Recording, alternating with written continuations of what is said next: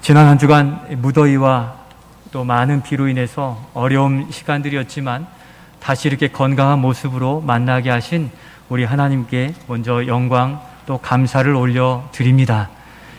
생명을 가지고 왔기에 살아계신 주님과 교통하는 이 시간이 되기를 소망하시면서 그렇게 예배할 때 지난주 말씀 따라 부으심의 은혜가 우리 주제를 따라 생명수로 공급되게 하실 줄로 믿습니다. 우리는 지난 한 주간 우리가 예배하는 교회입니다 라는 목적을 가지고 살았습니다. 우리의 삶에서 하나님을 높여드리고 삶의 문제마다 통치와 다스림으로 삶의 문제를 해결받기 위해 부지런히 살고 왔습니다. 그렇지만 어떻습니까? 참 쉽지 않았죠. 마음의 결심을 하면 웬일인지 악한 종들은 더 어렵게 또 우리의 발목을 잡는 일들이 참 많이 있기 때문인 것 같습니다. 지난주 중에도 우리 성도 가정 중에 또 어려움을 겪는 그런 가정들이 많이 있었는데 그 중에 또 한 가정은 어려움에 또 어려움이 더해지는 이러한 모습을 보게 되었습니다. 치료가 필요한데 눈으로 보면 더디고 또 이 과정을 더 겪어야 되는 일들로 참 쉽지 않다.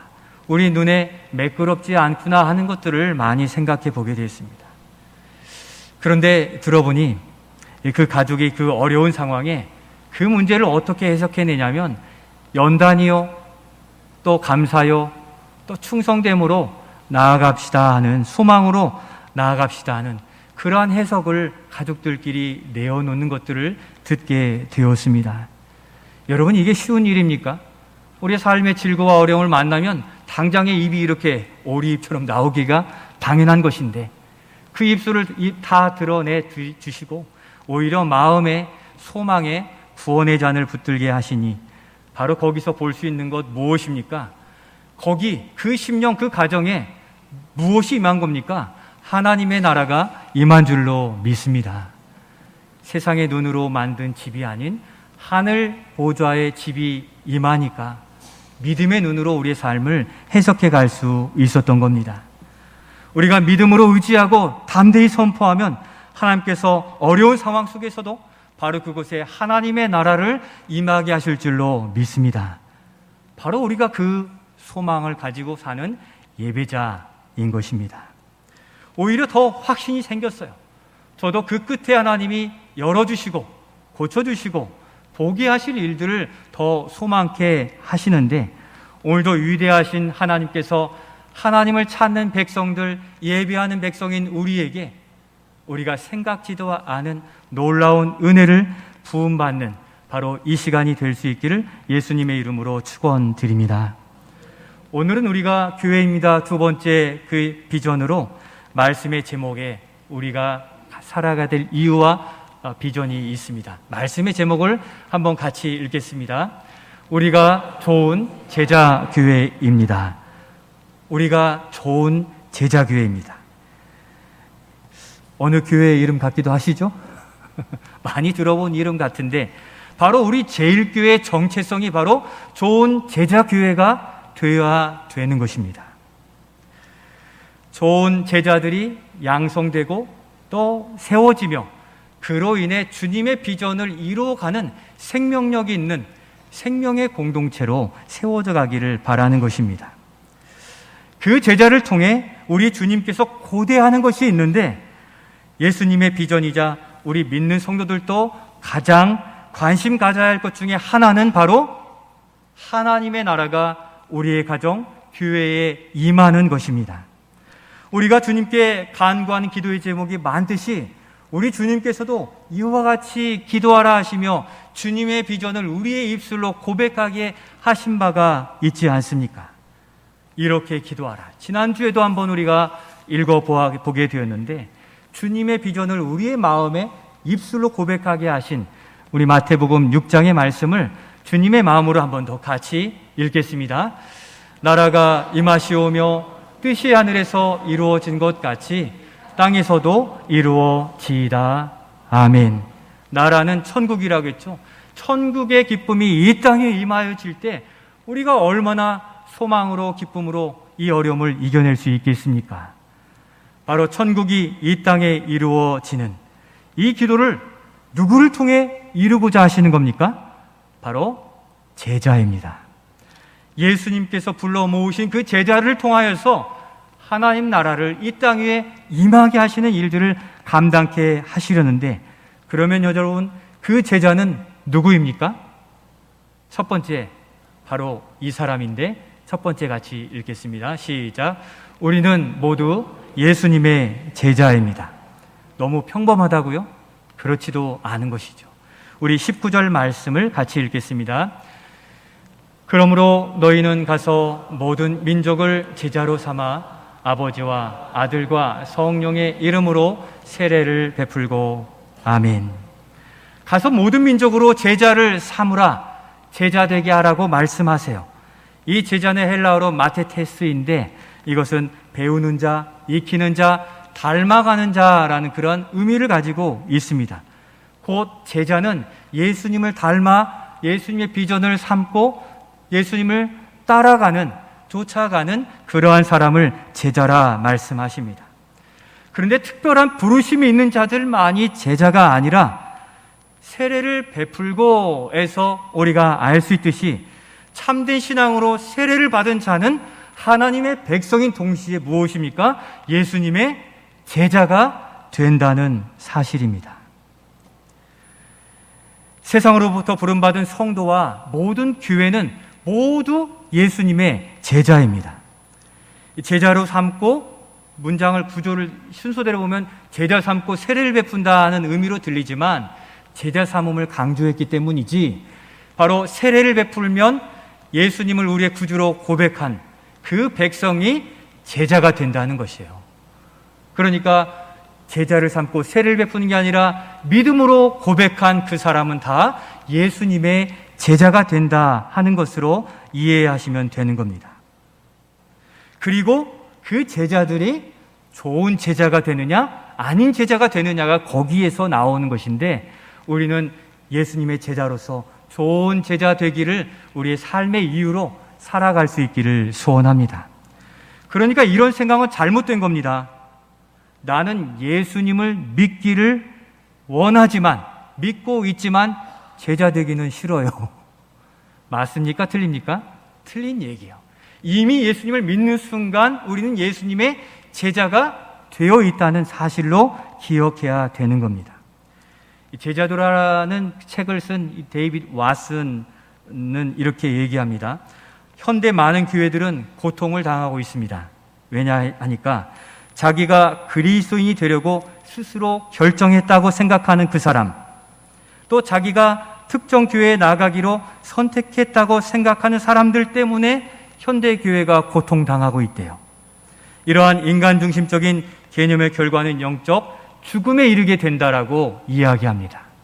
왜냐하면 우리를 부르신 이도 주님이시오, 교회를 허락하신 분도 주님이시기에 우리가 제자 되는 것을 선택이 아닌 필연으로 우리로 여기 부르심 가운데 있기에, 우리는 우리의 선택이 아닌 주님이 우리 교회에 부르셨기에 여기 있음을 믿으시고 우리 교회, 내 교회, 주님의 교회로서 세워가실 수 있기를 소원합니다.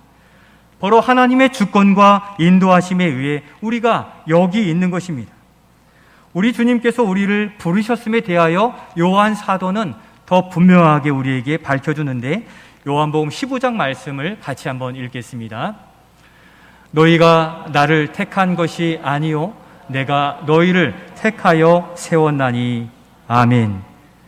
주께서 우리를 죄에서 부르셨고 건져주셨습니다. 또 죄악된 삶에서 부르셔서 하나님의 백성, 주님의 제자가 되게 하셨습니다.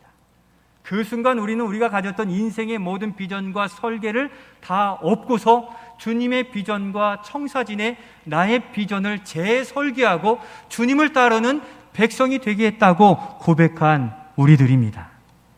그래서 우리는 이 제자라는 단어와 또 무리라는 단어를 신중히 한번 생각해 볼 필요가 있습니다. 이 제자라는 단어, 마태복음에서 5장에서 처음 나오게 됐는데, 산상수훈에서 예수님은 무리와 제자들을 분명하게 구분하여 제자들로 기록하게 해 두셨습니다. 예수님을 따르는 많은 무리들 가운데 이런 사람이 있어요. 예수님이 병 고치시니까, 예수님이 이적을 나타내 주시니까, 그 말씀이 세상 사람과 같지 않으니까 매료되어서 그냥 예수님을 따라다니는 그 무리들을 표현하셨어요. 그 무리들은 믿음으로 온 게 아니라 자신의 유익과 흥미를 따라 예수님을 좇은 그 사람이 무리들이에요. 반면에 예수님의 부르심 앞에 납작 엎드려 제가 죄인입니다, 베드로처럼 자신이 누구인지를 분명하게 깨달아서 예수님을 구주로 믿고 예수님을 평생 따르기로 결단한 그 사람을 제자라 예수님은 구분하여 부르셨다는 사실입니다. 우리들은 어느 쪽입니까? 무리에 속하여 뭔가 도움이 될 것 같아 여기 있는 것입니까? 나를 구원해 주셔서 평생 주님을 따르겠습니다라고 고백한 제자들로 여기 있느냐 묻는 것입니다. 우리는 이러한 일들이 어느새 무리들에 속하여서 이 신앙생활도 코로나의 이유로서 그냥 왔다 가는 무리가 아닌지 우리는 심각하게 돌아볼 수 있어야 되는 겁니다. 우리는 분명히 무리, 구경꾼이 아닌 예수 그리스도 그 십자가에 의해 그 사명을 붙들고 고난도 감내하는 제자인 줄로 믿습니다. 우리가 바로 예수님의 제자입니다. 여러분, 몽골 선교 가고 싶으시죠? 저도 기회만 보고 있습니다. 이 몽골 선교에 우리가 가려고 하는 이유가 무엇입니까? 몽골 가보지 않은 곳에 유명한 관광지가 있어서 거기 한번 들러보고 싶으셔서 가고 싶으신 것입니까? 제자인 우리는 땅 끝까지 이르러 복음을 전하라는 말씀 앞에 몽골에도 우리의 복음과 사랑이 필요한 그 영혼이 있음을 믿는 믿음 안에 마게도냐 성도들이 부른 그 부름을 따라서 몽골에 가고 싶은 것 아닙니까? 바로 우리가 제자이기 때문에 그 관광지가 아니라 그 영혼을 향하여 거기 가면 어렵고 먹는 것도 힘들고 버스 7시간 이상 타고 가야 되고 또 어려운 일들, 언어의 문제들이 있음에도 불구하고 거기 굳이 가겠다고 하는 것, 바로 우리가 제자이기에 주님이 주신 그 영혼 구원의 사명 때문에 거기에 우리가 꿈을 꾸고 있는 줄로 믿습니다. 그날이 금방 돌아올 겁니다. 어젯밤에 안재령 성교사님부터 몽골 편지가 왔어요. 밤늦게 와서 제가 어떻게 할 수 없었지만 그 중에 내용 보면 학업을 잘 마치고 다음 과정을 준비하고 있는데 6월 30일부터 7월 한 중순까지 우리가 선교지 정탐을 계획하고 있다고 그래요. 거기 있는 목사님들과 함께 우리가 몽골의 밑에 지역의 변방에서 사역을 우리가 기도하고 있는데 남고비, 홉드 또 그 변방의 한 구역을 더 정해서 선교지 정탐을 떠나게 된다고 그래요. 함께 기도해 주시고 우리가 가서 선교사님을 만나고 그 영혼을 만날 날이 곧 다가오고 있습니다. 어떻게 됩니까? 적금도 부으시고 또 우리 청년들도 재능을 키워주셔서 바로 거기에서 믿음의 사역을 감당해 가는 꿈을 꾸는 바로 좋은 제자, 건강한 제자로 우리가 세워져 갈 수 있기를 소원합니다. 예수님의 비전을 이루어드리는 이 좋은 제자로 살아가는 우리 모두가 되시기를 예수님의 이름으로 축원드립니다. 그러면 이제 이 제자의 사명은 무엇입니까? 어떻게 하라고 합니까? 바로 제목에 있듯 좋은 제자가 되어야 되는데 17절 말씀을 보면 확고한 신앙 고백을 가진 좋은 제자가 되라는 것을 우리는 생각해 볼 수 있습니다. 제가 오늘 말씀의 제목에 좋은이라는 단어를 넣어서 더 길게 만들 수밖에 없었던 것은 좋은 제자교회라 이렇게 표현한 것은 오늘 말씀을 묵상하고 살펴보면 부활하신 예수님을 만났는데도 불구하고 여전히 예수님에 대하여 의심을 가진 확신이 없는 제자들이 나타나고 있기 때문이에요. 17절 말씀을 같이 한번 읽어 확인하겠습니다. 읽겠습니다. 시작. 예수를 배웠고 경배하나 아직도 의심하는 사람들이 있더라. 아멘. 예수님이 부활하시고 11제자에 찾아오셔서 생선도 구워주시고 만져보라 하셨음에도 불구하고 의문을 품는 자들이 여전히 있었다라는 겁니다. 믿겨집니까? 예수님이 지금 여기 오셨더라면 우리 모든 것 다 내려놓고 여기에 예수님만 쫓아갈 것입니다. 그런데 예수님을 만난 그들이 이렇게 이런 상황이니 믿어지지 않는 상황이에요. 3년 동안 예수님을 따라다녔고 만난 그 예수님인데 부활하신 예수님을 의심하다니요. 예수님의 제자로 오랜 기간이 있었지만 아직 온전한 신뢰에 확고한 믿음을 갖지 못한 겁니다. 분명한 믿음의 소신을 갖지 못한 겁니다. 곧 신앙생활을 오래 길게 했든 짧게 했든 지금 우리가 예수님과 코이노니아의 그 깊은 관계로 교통하고 있느냐, 예수님을 만나고 있느냐가 우리의 영적인 건강을 좌우한다는 것을 생각해 볼 수 있는 것입니다. 한 주간의 삶 속에 주님과 어떻게 교제하고 있습니까? 이것이 없으면 오늘 본문에 있는 제자들처럼 예수님은 살아계신데 불안하고 두렵고 떨릴 수밖에 없어요. 좋은 제자는 먼저 신앙의 고백이 건강하고 예수님이 나의 삶을 오늘 20절 마지막처럼 세상 끝날까지 우리와 함께 항상 함께 계시겠다는 확고한 믿음 가운데 두려움 없이 담대히 걸어갈 수 있다는 사실입니다. 그런 의미에서 좋은 제자 우리가 될 수 있기를 소원합니다. 우리 안에 의문이 일어날 수 있어요. 올라갔다 내려갔다 하는 게 우리의 모습이니까 그렇지만 그것을 줄여야 되는 게 우리의 삶입니다. 우리가 약해지고 넘어지고 악한 영들에게 끌려다닐 때도 있을 수 있습니다. 그렇기 때문에 주님은 우리에게 어떻게 하라고 하십니까? 두 번째 제자의 사명은 이것입니다. 같이 한번 읽겠습니다. 훈련받는 제자가 되라. 훈련하면 강해지죠. 또 단단해지죠. 유지할 수 있는 훈련받는 제자가 되라 말씀하시는데 20절에서 찾아볼 수 있습니다. 같이 한번 20절 말씀 읽겠습니다. 내가 너희에게 분부한 모든 것을 가르쳐 지키게 하라. 볼지어다 내가 세상 끝날까지 너희와 항상 함께 있으리라 하시니라. 아멘. 너희에게 분부한 모든 것을 가르치라고 했습니다. 가르치는 것은 배우는 거죠. 배움을 위해 어떻게 합니까? 그냥 머리에 들어옵니까? 익숙해집니까? 그렇지 않아요. 운동선수들이 훈련하듯이 우리는 자꾸 반복하여 듣고 익숙해지고 묵상하고 외우고 그것을 내 것으로 만들어야 되는데 바로 훈련하라고 주님은 말씀하십니다. 더 나은 제자가 되기 위해서요. 오늘 제목을 따라 보면 좋은 제자가 되기 위해서는 반드시 훈련받는 제자, 훈련하는 제자가 되어야 되는 것입니다. 몇 주 전에 제가 군부대 신병 수료식에 다녀왔습니다. 사실은 제가 제 첫째 아들이 군입대에서 5주간의 신병 교육을 마치고 수료식이 열려진다고 해서 거기 부랴부랴 달려가게 됐어요. 코로나로 인해서 수료식이 계속 안 되다가 마침 그때가 된 거야. 갈 생각이 없었는데 마침 그렇게 되는 바람에 부랴부랴 챙겨서 다녀오게 되었습니다. 한 200명 정도 수료하는데 본부석 뒤에 부모님들이 가득 다 오셨더라고요. 그 한 아이가 그만큼 사랑스러웠던 것입니다. 식순에 따라 격리하고 신고하고 여러 순서를 1시간 정도 이렇게 하고 그때서야 부모의 시간이 됐어요. 그러니까 부모에 대해 감사의 경례도 하고 어버이 노래도 부르고 여러 가지 이렇게 하고 마지막에는 이 계급장 수여를 부모들이 하도록 하더라고요. 그래서 전체가 다 서 있는데 격리하고서 이렇게 딱 내밀어요. 여기에 이병계급장 태극마크가 있어요. 여기다 달아주고 여기다 달아주는 건데 비가 부슬부슬 내리는데 여러 부모들을 보니까 그게 눈물인지 빗방울인지 알 수 없지만 대견한 아들을 이렇게 계급장 달아주고 태극마크 이렇게 달아주는데 저도 뭉클 하더라고요.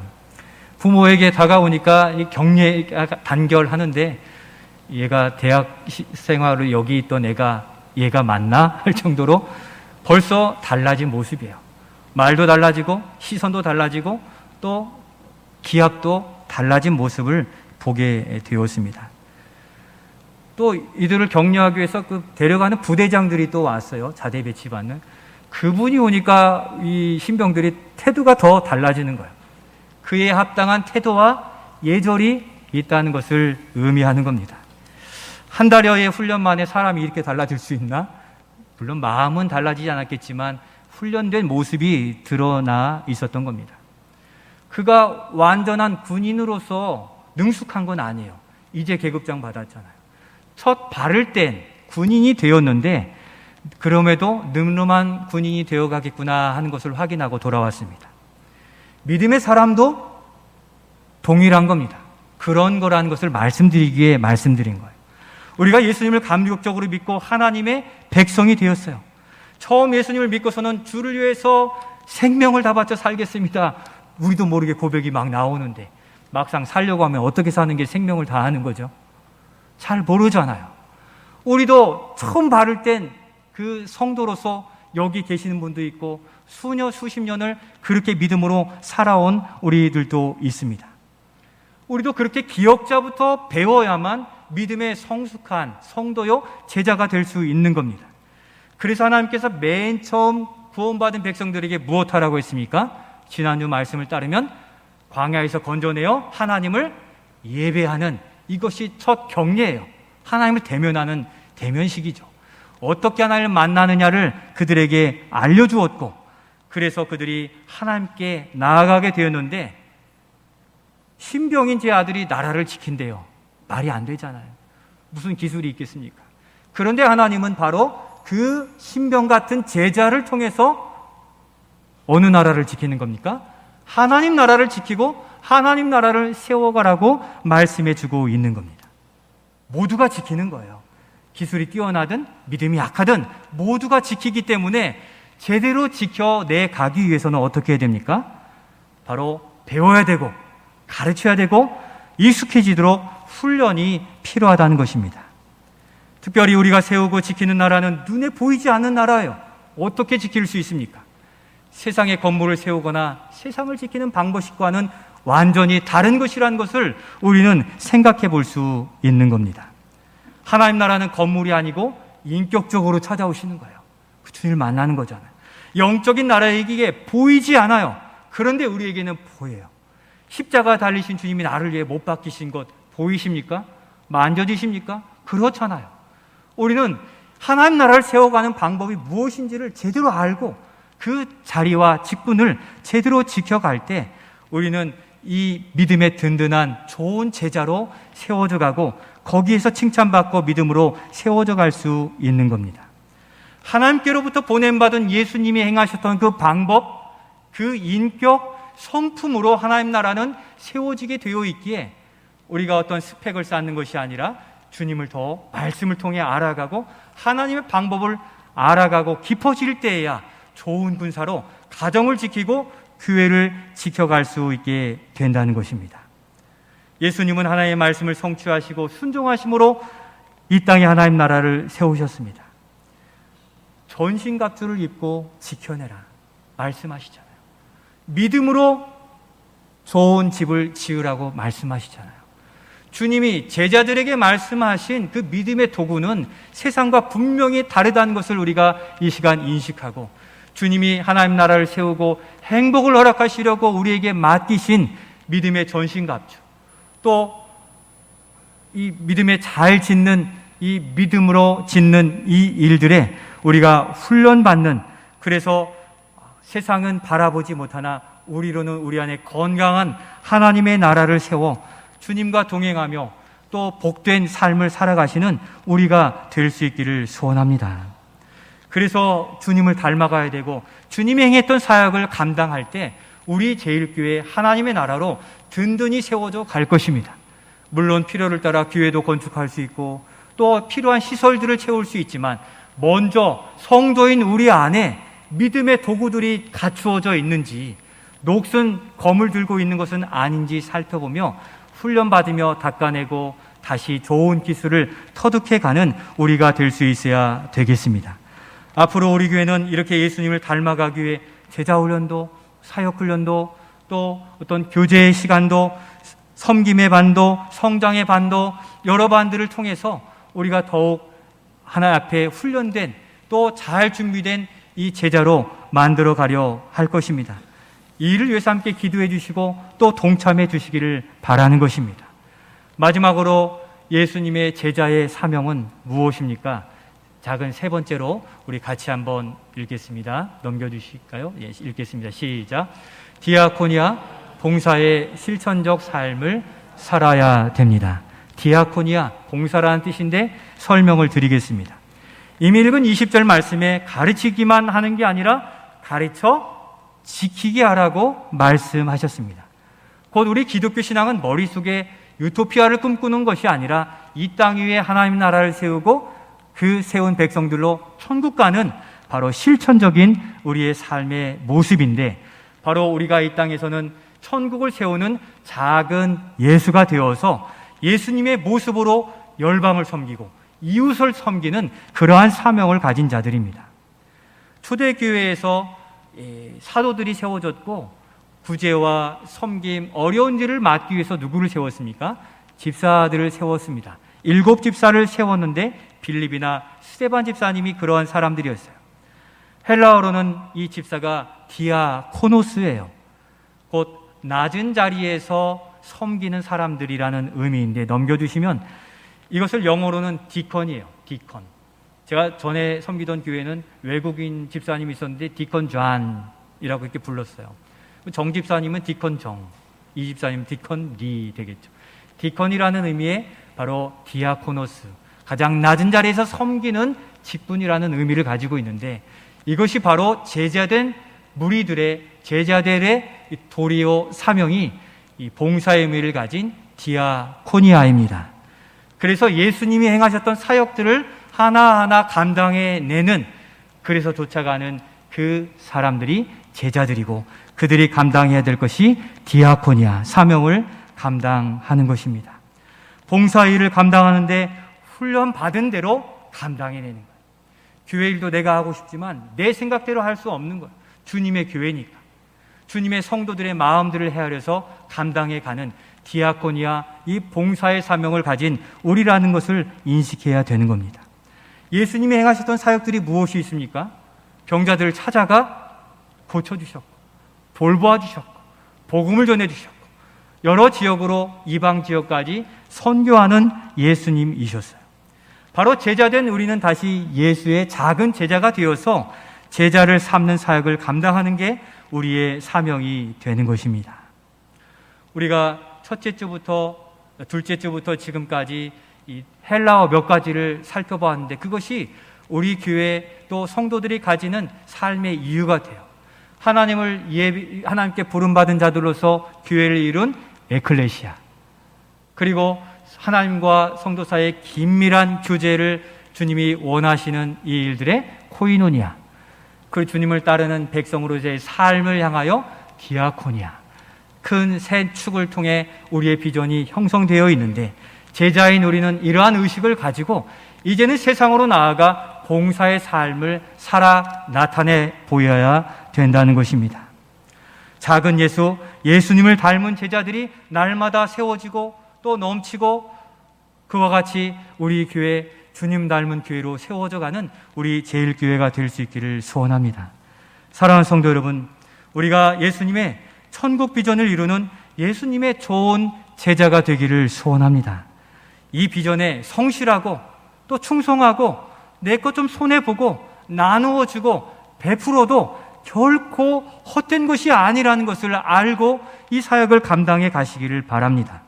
오늘 20절 마지막에 보니까 우리에게 약속하신 대로 예수님의 제자로 주신 사명을 감당하는 제자들과 어떻게 하신다고 합니까? 끝날까지 그 제자들과 항상 함께 해주시겠다고 약속해 주셨습니다. 우리가 살아가면 살아갈수록 아는 게 혼자 되는 게 인생이잖아요. 혼자 돌아가는 게 인생인데, 주님은 그 모든 시간 내내 우리와 함께 하시고 천국까지도 우리와 함께 행하시겠다라고 약속해 주셨으니 이보다 더한 보장이 어디 있어요? 어릴 때나 청년의 때나 장년의 때나 노년의 때나 필요를 따라 구하면 채워주시고, 이 비전을 감당한 일들에 벌써 가정을 통해, 우리의 학업을 통해, 직장을 통해 이루신 일들을 우리는 바라보고 있는데, 이제 더 좋은 제자가 되어서 우리의 삶의 터전에 하나님의 나라를 믿음으로 더욱 일구어 나아가는 우리 모두가 될 수 있기를 소원합니다. 주님이 보장해 주셨고 약속해 주셨는데 우리 한번 세상의 것이 아닌 주님의 제자로서 한번 헌신하는 인생을 결단해 보실 수 있기를 소원합니다.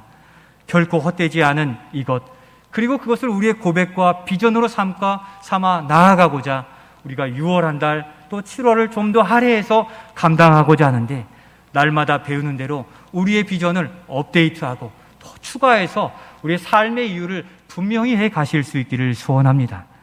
마지막으로 우리의 고백과 비전, 오늘 말씀을 추가해서 같이 읽고 우리 찬양하고 기도하겠습니다. 같이 한번 읽겠습니다. 우리의 고백, 우리의 비전. 우리는 세상으로부터 부름받은 하나님의 백성입니다. 우리는 하나님을 예배하는 교회로, 예수님의 좋은 제자 교회로 살겠습니다. 아멘. 이제 훈련받은 좋은 제자가 되고 다시 제자를 삼는 우리 교회 되어서 주님께 칭찬받고 쓰임받는 우리 모두가 되시기를 예수님의 이름으로 축원드립니다.